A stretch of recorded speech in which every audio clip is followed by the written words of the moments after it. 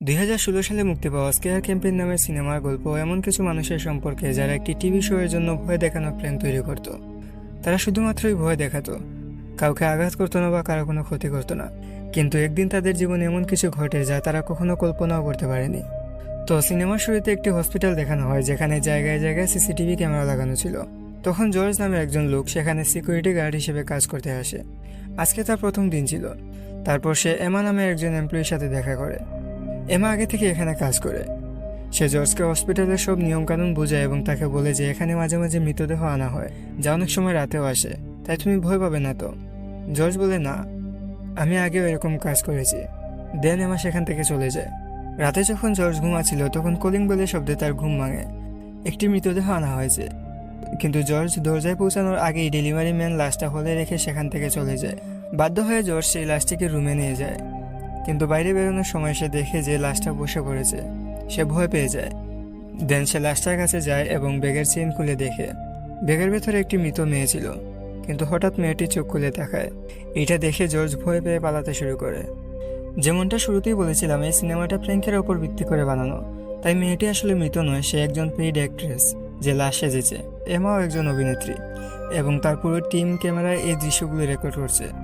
George আসলে তাদের প্র্যাঙ্কের শিকার, আর সে জানে না যে তার সাথে প্র্যাঙ্ক হচ্ছে।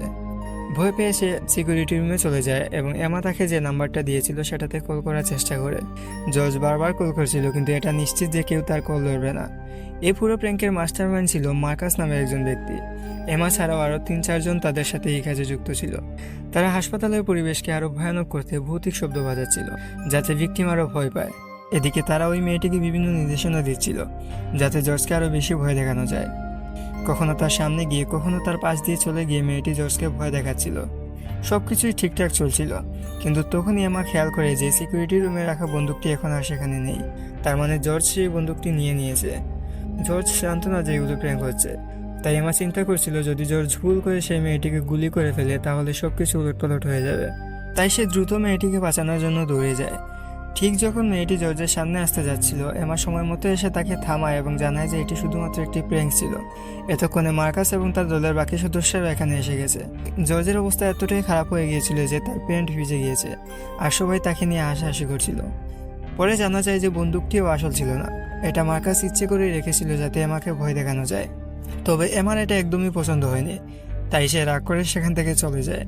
এই প্র্যাঙ্কের পর সেই মেয়েটিও কাজ ছেড়ে দেয়, কারণ বন্দুকের ঘটনায় সেও খুবই ভয় পেয়ে গিয়েছিল। তাই মার্কাসকে নতুন একজন অভিনেত্রী হায়ার করতে হয়, যার নাম ছিল এভি। যখন মার্কাস এভির ইন্টারভিউ নিচ্ছিল তখন তার অভিনয় দেখে সে খুবই খুশি হয়, কারণ তার ভয় দেখানোর অভিনয় অসাধারণ ছিল।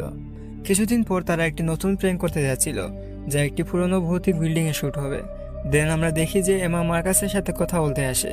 আসলে সেও কাজ ছাড়তে চায়, তবে মার্কাস তাকে রাজি করিয়ে ফেলে এবং সে সেই প্র্যাঙ্কটিতে তাদের সাথে কাজ করতে বলে। আসলে মার্কাস আগে আমার বয়ফ্রেন্ড ছিল, তাই এমা তাকে আরও একটি সুযোগ দেয়। পরের দিন তাদের বস সবাইকে মিটিংয়ে ডাকে। সে এসে মার্কাসকে বলে যে তোমাদের প্র্যাঙ্কগুলো দিন দিন খারাপ হয়ে যাচ্ছে এবং এইভাবে চলতে থাকলে তাদের শো বন্ধ করে দিতে হবে। সে বলে যে নতুন এক টিম ভয়ে প্র্যাঙ্ক তৈরি করে কোটি টাকা কামাচ্ছে, আর মানুষ তাদের প্র্যাঙ্কগুলো পছন্দ করছে। দেন সে তাদের ডার্ক ওয়েবের কিছু ভিডিও দেখায়, যেখানে মাস্ক ফ্রিক নামে কয়েকজন প্র্যাঙ্কস্টাররা প্র্যাঙ্ক করছিল।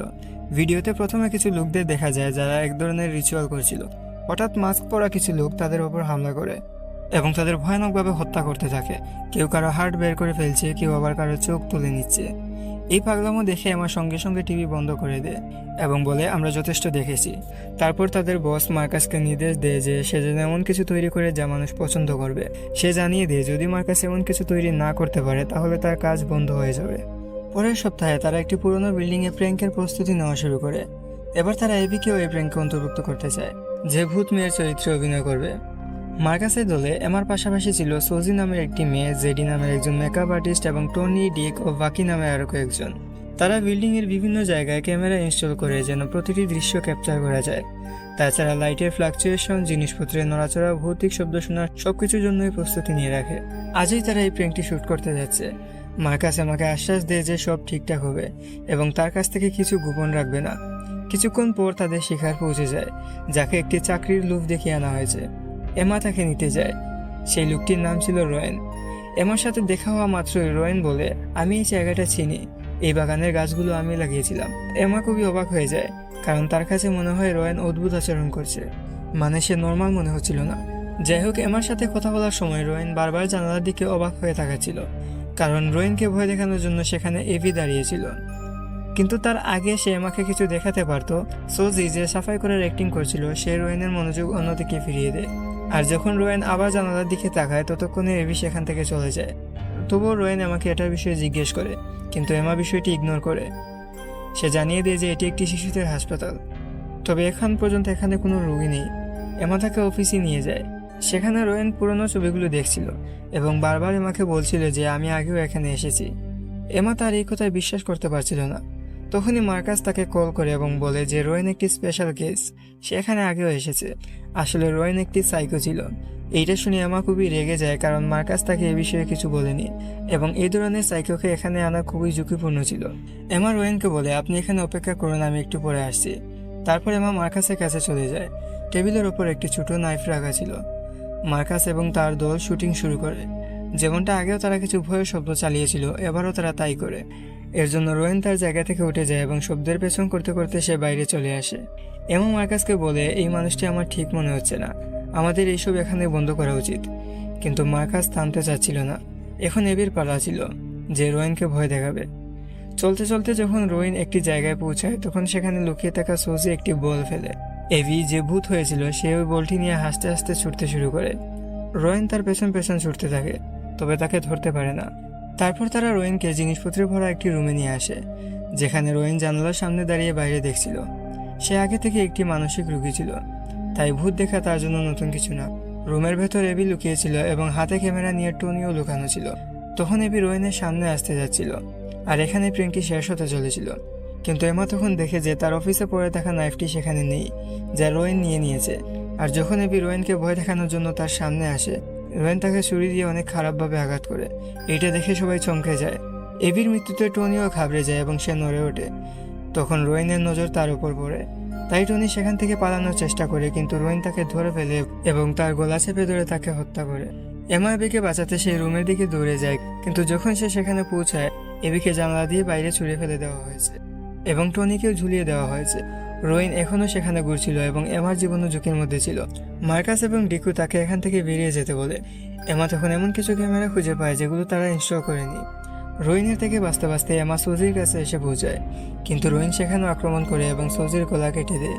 এবার সে এমাকে হত্যা করতে যাচ্ছিল, কিন্তু এমা সেখান থেকে পালিয়ে যায়। ভিকি, যে একটি আলাদা রুমে লুকিয়েছিল, মার্কাস আমাকে সেখানে যাওয়ার পরামর্শ দেয়। এখন পাগলের মতো হাতে কুড়াল নিয়ে রোয়েন তাদের পেছন পেছন আসছে, কিন্তু দরজা লোহার ছিল, তাই সে সেটা ভাঙতে পারছে না। তারা দুজনে খুবই ভয় পেয়ে গিয়েছিল। এমা মার্কাসকে বলে, এখনই পুলিশকে কল করো, আমাদের সাহায্যের দরকার। কিন্তু ডিকু এবং মার্কাস বলে, আমাদের কোনো আইনি পদক্ষেপ নিতে হবে না। এইটা শুনে আমার খুবই রাগ আসে। ভিকি আমাকে বলে, আমাদের এখান থেকে বেরিয়ে যেতে হবে, বাইরে গাড়ি রাখা আছে। তার আওয়াজ শুনে বুঝতে পারে যে রোয়েন এখান থেকে চলে গেছে, তাই তারা দুজন দ্রুত বাইরে চলে যায়। কিন্তু তাড়াহুড়োর মধ্যে ভিকি গাড়ির চাবি আনতে ভুলে যায়, তাই সে আমাকে বলে, আমি চাবি নিতে ভেতরে যাচ্ছি, তুমি এখানেই অপেক্ষা করো। আমার খুবই ভয় লাগছিল। অনেক সময় চলে যায়, কিন্তু ভিকি ফিরে আসে না। এমা ভয়ে কাঁপছিল, আর সুরক্ষার জন্য তার হাতে একটি স্ক্রু ড্রাইভার ছিল। এমন সময় রোয়েন, যে আগে থেকেই গাড়িতে ছিল, সে এমার নাম ধরে ডাকে। ভয়ে এমা তার হাতে থাকা স্ক্রু ড্রাইভার রোয়েনের হাতে ঢুকিয়ে দেয়, যার ফলে রোয়েন যন্ত্রণায় কাঁদতে শুরু করে। এমা তাড়াতাড়ি সেখান থেকে পালিয়ে যায় এবং আবার বিল্ডিং এর দিকে চলে আসে। তখন এটা প্রকাশিত হয় যে আসলে তাদের প্র্যাঙ্কের শিকার এমা ছিল। রোয়েন একজন অভিনেতা এবং সে কাউকে হত্যা করেনি, এগুলো আগেই পরিকল্পিত ছিল। যন্ত্রণায় সে চিৎকার করছিল এবং মার্কাসের সাথে যোগাযোগ করে বলে যে এখনই তার সাহায্যের প্রয়োজন, কিন্তু মার্কাস তাকে অপেক্ষা করতে বলে। রোয়েন রেগে যায় এবং কল কেটে দেয়। ভিকি এবং এবি এখনো ভেতরে ছিল, তাই মার্কাস এবং ডিক তাদের খবর দেয় যে এমা আবার ফিরে এসেছে। তাই তারা তাদের দুজনকে লুকিয়ে যেতে বলে, যাতে এমা তাদের দেখতে না পায়। বাইরে থেকে রোয়েন যখন তার স্ক্রুড্রাইভারটি বের করে, তখন কিছু মাস্ক পরা লোক আসে, যারা আসলে সেই ডার্ক ওয়েবের প্র্যাঙ্কস্টার ছিল এবং তাদের শিকার এখন মার্কাসের টিম। তাই এমা যেসব ক্যামেরা দেখেছিল যা মার্কাস ইনস্টল করেনি, ওগুলো এরাই লাগিয়েছিল। তার মানে এই লোকেরা শুরু থেকেই তাদের উপর নজর রাখছে। দেন তারা রোয়েনকে নির্মমভাবে হত্যা করে এবং পুরো ঘটনাটি রেকর্ড করে। মার্কাস এবং তার দল জানে না যে তারা এখন আসল পাগলদের শিকার। তারপর আমাদের এমাকে দেখানো হয় যে বিল্ডিংয়ে ফিরে এসে ভিকিকে খুঁজতে থাকে। এদিকে মার্কাস যখন রোয়েনের কাছে আসে, তখন সে দেখে যে রোয়েন ইতিমধ্যেই মারা গেছে। তারপর মাস্ক পরা লোকেরা মার্কাসের দিকে এগিয়ে আসছিল, তাই সে তাদের থেকে পালিয়ে যায়। তখন সে বুঝতে পারে যে আসলে এখন সে নিজেই ভিকটিম। এদিকে এমা কম্পিউটারে কিছু ভিডিও ফাইল পায় যেখানে মার্কাস এই প্র্যাঙ্কের প্রস্তুতি নিচ্ছিল। তখন এমা বুঝতে পারে যে মার্কাস তার সাথে প্র্যাঙ্ক করেছে। ততক্ষণে মাস্ক পরা লোকেরা ডিকুকেও মেরে ফেলে। এমা যখন মার্কাসের সাথে দেখা করে তখন সে ঝগড়া করতে থাকে। এমা তাকে গালিগালাজ করে এবং বলে যে সে খুবই বাজে প্র্যাঙ্ক করেছে, কিন্তু মার্কাস চিন্তিত ছিল। সে এমাকে বোঝানোর চেষ্টা করে যে এখন তারা বিপদে পড়েছে। তখনই হঠাৎ একটি মাস্ক পরা লোক তাদের কাছে আসে। এমা প্রথমে ভেবেছিল হয়তো এটি মার্কাসের প্ল্যান করা কোনো অভিনেতা, তাই সে ওই মাস্ক পরা লোকটিকে 2-3টা থাপ্পড় মেরে দেয়। কিন্তু যখন লোকটি এমাকে ধাক্কা দিয়ে দূরে ফেলে দেয় তখন সে বুঝতে পারে যে কিছু একটা গন্ডগোল হয়েছে। তাই তারা দুইজন একসাথে আবার বিল্ডিংয়ের ভেতরে ফিরে আসে। সেখানে তারা তাদের সহকর্মীদের মৃতদেহ দেখতে পায়, যাদের নিষ্ঠুরভাবে হত্যা করা হয়েছে। সেখানে ভিকি ছিল না, তাই মার্কাস মনে করে যে ভিকি কালপ্রিট, কারণ ভিকি তাদের টিমে নতুন এসেছে। দেন মার্কাস তার ফোনে একটি মেসেজ পায় যে তাকে কন্ট্রোল রুমে যেতে হবে, সেখানে তার জন্য কিছু রয়েছে। কন্ট্রোল রুমে পৌঁছানোর পর তারা ডিকের মৃতদেহ দেখে, যা দেখে তাদের অনেক কষ্ট হয়। মাস্ক পরা লোকেরা এবিকে জীবিত নিয়ে গেছে। তারা বলে যে আমরা এবিকে জীবিত দাফন করব, তোমাদের কাছে 5 মিনিট সময় আছে, তাকে বাঁচাতে পারলে বাঁচাও, আর যদি তোমরা তাকে বাঁচাতে পারো তাহলে তোমাদেরও মুক্তি দেওয়া হবে। মার্কাস তাদের উপর খুবই রেগে গিয়ে বলে, তোমরাও মানুষ, তোমাদের কোনো ক্রিয়েটিভিটি নেই, শুধু মানুষদের হত্যা করো। তারপর তারা এবিকে বাঁচাতে যায়। রাস্তায় বের হওয়ার সময় একজন লোক তাদের মারার চেষ্টা করে, কিন্তু এমা তাকে আগেই মেরে ফেলে। সঠিক সময়ে তারা এবিকে বের করে নিয়ে আসে। ঠিক তখনই মাস্ক পরা লোকেরা তাদের ঘেরাও করে নেয়। মার্কাস তাদের বলে যে আমরা জিতেছি, যেমন তুমি বলেছিলে আমরা 5 মিনিটের মধ্যে এবিকে খুঁজে পেয়েছি, তাই এখন আমাদের যেতে দাও। তাদের মধ্যে একজন বলে যে আমাদের দর্শকরা হ্যাপি এন্ডিং পছন্দ করে না, তবুও তারা এমাকে জীবিত ছেড়ে দিতে রাজি। কিন্তু এরপর তারা একটি শর্ত রাখে, এমা শুধু এবি এবং মার্কাসের মধ্যে যে কোনো একজনকে নিয়ে যেতে পারবে। নিঃসন্দেহে এমা এবিকে বাঁচাতে চেয়েছিল এবং মার্কাসও এই সিদ্ধান্তের পক্ষে ছিল। দেন এমা এবং এবিকে ছেড়ে দেওয়া হয়, কিন্তু মার্কাসকে আবার সেই একই হাসপাতালের ভেতরে নিয়ে যাওয়া হয়।